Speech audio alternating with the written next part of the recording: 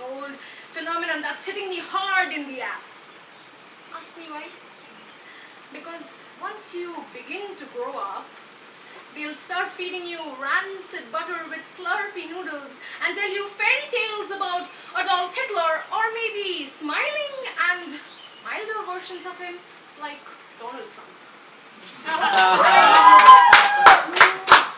I swear you're not going to be fascinated anyway, but if you dare resign yourself to a rebel, they'll reduce you to a speck by slowly lifting up your confidence and squeezing it out of your life sponge and gift it back to you. But you are not gonna step back. You'll just realize that the sun is an awkward metaphor, and that your home keeps changing almost every day at different places, and different is always new, no matter how much you hate it. There you'll see yourself, returning back to extraordinary nowheres, engaged in a feat of unlocking passwords before stranger doors. They have named it freedom. They do not know that it is an imposed shelter, a certain practiced comfort that your skin has trained yourself to have faith in, or to find a distant lover in your intestines at odd hours when time no longer ticks in seconds, days, or years. When time becomes heartbeats, every heartbeat that only half beats. They do not know that this is the stale sympathy that you have every fucking day for breakfast, lunch, and supper. This kingdom is crueler than you think it to be, for it will sell to you your mother's dead body daily as a proof to your expanding lifelessness. And yet the world will still be at a profit because it feeds on shame and money. Mostly money, because money is always greater. Money buys shame. And they'll even ask you to fear God, but I swear God never demanded for the capital G before his name. They will not be satisfied still. They will mark you in their own grades, and then just when you consider undoing your life, you will be reminded of backspace. Backspace. Backspace. Still believing in backspace. The cursor doesn't blink, but backspace. You will forget that typewriters don't have backspace. And the words that you type in are so heavy that you are convinced that gravity is not a good thing when it comes to burden.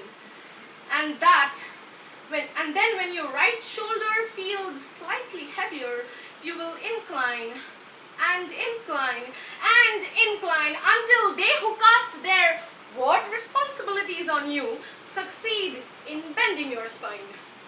They'll tell that every breath is a risk. And that's not an easy derivation, because soon after you will see yourself marking your territories with lines called borders. And this time, they'll remain silent. Shh. They'll not say a word, because no action is better justified with ignorance. And once they are done with discovering the contours on your face, they will yawn, smirk at the sweat drop beneath your eye, and leave. You will see your palm still holding an audacious, distributed pain. Let that be the witness. For the world is a greater amniotic sac. A little blood and mucus guarantees nothing at all, but a little blood and mucus is the truth. And trust me when I say that your story is just like mine.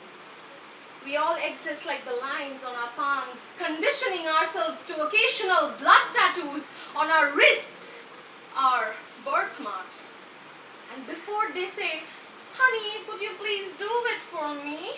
say no. Say no, because they are pretending to treat you kind. But remember, choose this instead of that. But remember that this and that both will kill you, but you always got to choose the one that pretends less. And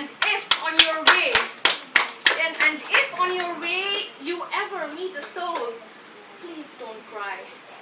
Because people don't come across each other every day.